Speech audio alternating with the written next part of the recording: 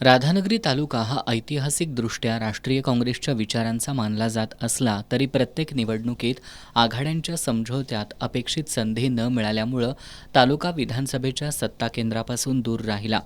याच पार्श्वभूमीवर काँग्रेसमध्ये गेल्या काही वर्षात मोठ्या प्रमाणात पडझड झाली होती. मात्र जिल्हा काँग्रेसचे अध्यक्ष सतेज पाटील यांच्या राजकीय दूरदृष्टीतून ए.वाय. पाटील गटाचा काँग्रेसमध्ये समावेश झाल्यामुळं यावेळच्या जिल्हा परिषद पंचायत समिती निवडणुकीत पक्षाच्या विजयाचा मार्ग काही अंशी सुकर झाला. या निवडणुकीत प्रत्येक मतदारसंघात वेगवेगळी समीकरणं तयार झाली. काँग्रेसची संघटनात्मक बांधणी तुलनेनं मजबूत राहिली. मात्र शिंदे शिवसेना, राष्ट्रवादी काँग्रेस आणि भाजप यांनी स्वतंत्र लढती दिल्यानं विरोधी मतांचं मोठ्या प्रमाणावर विभाजन झालं. भाजपनं प्रचारात आघाडी घेतली असली तरी स्थानिक पातळीवर स्वतंत्र अस्तित्व टिकवताना पक्षाला अडचणी आल्या. शिवसेना उद्धव बाळासाहेब ठाकरे पक्षाला केवळ एकाच जागेवर लढत देता आली आणि तिथंही अपेक्षित प्रभाव दिसून आला नाही. राधानगरी जिल्हा परिषद मतदारसंघात काँग्रेसचे अभिजित तायशेटे यांना पराभूत करण्यासाठी पालकमंत्री प्रकाश आंबेडकर यांनी शिवसेनेचे दीपक शेट्टी यांच्यासाठी मोठी ताकद लावली. राष्ट्रवादी काँग्रेसचे राजेंद्र भाटळे यांच्या निष्ठावंत मतांवर पालकमंत्र्यांचा प्रभाव पडला नाही.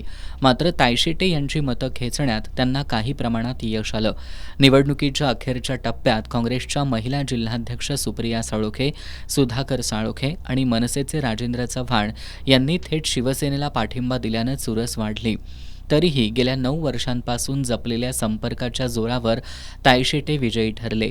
या मतदारसंघात काँग्रेसनं जिल्हा परिषदेसह पंचायत समितीच्या 2ही जागा जिंकल्या. सरवडे मतदारसंघात भावनिक आणि परंपरागत राजकारणाचा प्रभाव प्रकर्षानं दिसून आला. काँग्रेसच्या मोरे कुटुंबाचा दीर्घ राजकीय वारसा आणि ए.वाय. पाटील गटाच्या साथीनं काँग्रेसनं इथं सर्व जागांवर मताधिक्यानं विजय मिळवला.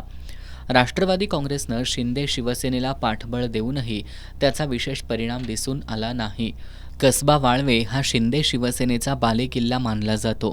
इथं काँग्रेस, भाजप, शिंदे शिवसेना, राष्ट्रवादी काँग्रेस आणि ठाकरे शिवसेना असे 5 प्रमुख प्रवाह रिंगणात उतरल्यानं पंचरंगी लढत झाली.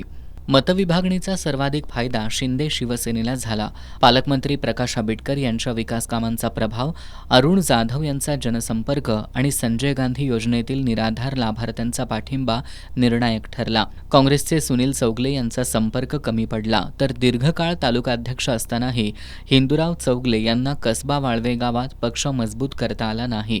पंचायत समितीत कसबा वाळवे गणात मंगल कांबळे यांच्या रूपानं शिवसेनेला यश आलं तर तुरंबे गणात वंदना बबन जाधव यांनी सूक्ष्म नियोजनातून शिवसेनेचा बालेकिल्ला भेदत काँग्रेसला यश मिळवून दिलं.